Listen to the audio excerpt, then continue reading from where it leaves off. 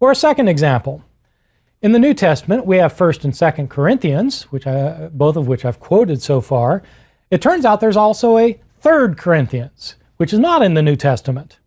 This is a letter written in the 2nd century that warns against certain heresies.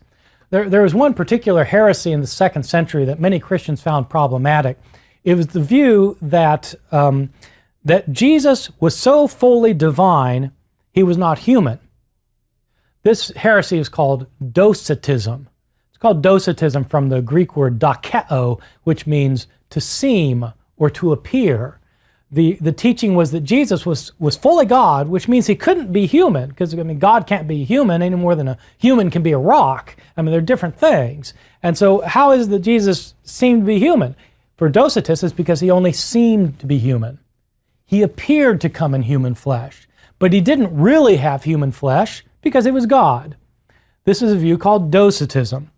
3rd Corinthians warns against Docetic teachers and stresses in Paul's name, it claims Paul himself as the author, Paul's claiming that anyone who rejects the idea that Jesus really was flesh is a heretic who's not to be listened to. 3rd Corinthians, then, is a letter written, possibly in good faith, by a later follower of Paul in the 2nd century, when Docetism was a prominent heresy, not during Paul's own day when Docetism had not yet appeared.